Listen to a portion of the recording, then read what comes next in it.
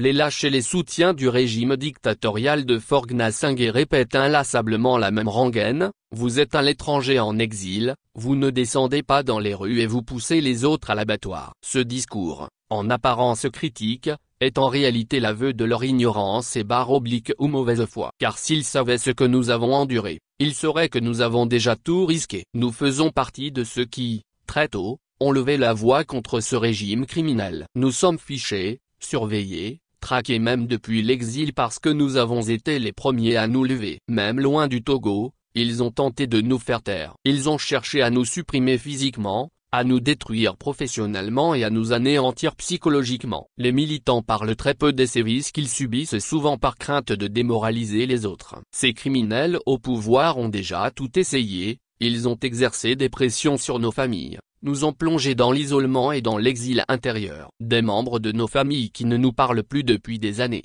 aux amis qui ont tourné le dos par peur, seuls nous militants connaissons le prix de notre engagement. Quand j'étais encore étudiante à Washington, à la suite du lancement du mouvement For Must Go en février 2011, l'ambassadeur du Togo aux États-Unis avait contacté mon université et leur avait demandé de m'exclure. J'avais 21 ans. Mais malheureusement pour eux j'étudiais dans une université qui 3 années consécutives y compris 2 au cours desquelles j'y étais, fut classée comme étant l'université la plus politiquement active des États-Unis.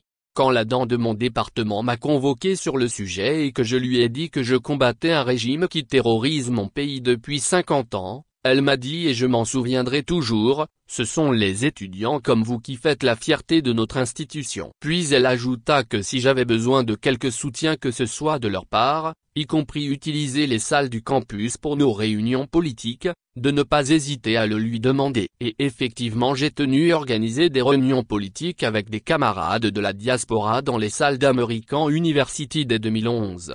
Le régime ne s'est pas arrêté là. Quand ils apprenaient que je recevais un prix dans le cadre de ma profession ou de mon militantisme, ils prenaient contact avec l'institution pour leur demander de me le retirer. Depuis 2014, je n'ai plus de compte LinkedIn parce que même mes employeurs ont été harcelés par ce régime qui leur écrivait, leur disant que j'étais une terroriste et qu'ils devaient me virer et me faire arrêter. Les exemples sont légion et ce n'est pas le moment de vous en dire plus en ce qui concerne toutes les techniques de coercition des militants en exil dont j'ai été victime, y compris les convocations par la police dans d'autres pays africains où je m'étais déplacé. Ce que je cherche donc à dire est que personne ne réussira à nous écorcher en nous traitant de lâches car au fond de vous, vous savez que nous avons plus de courage que vous tous qui pillez ce pays réunis.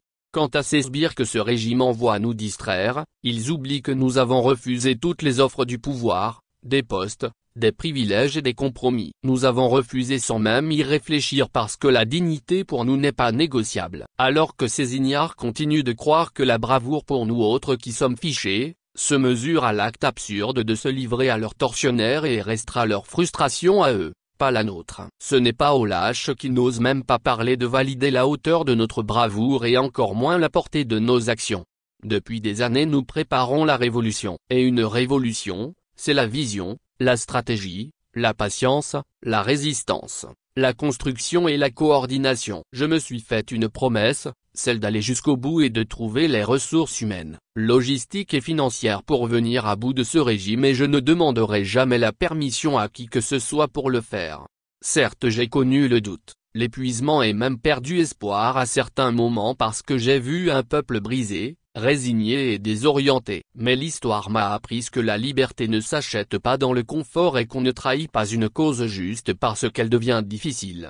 Alors non, vos discours ne m'intimident pas, ne m'effraient pas, ne me déstabilisent pas et ne m'ébranlent guère, au contraire, ils prouvent votre paresse intellectuelle. Je suis là et je continuerai à me battre depuis ma position parce que ceux d'entre nous qui sommes à l'extérieur sont aujourd'hui les plus à même de mobiliser ce que le régime ne peut pas contrôler, les ressources, les alliances, la stratégie et la visibilité.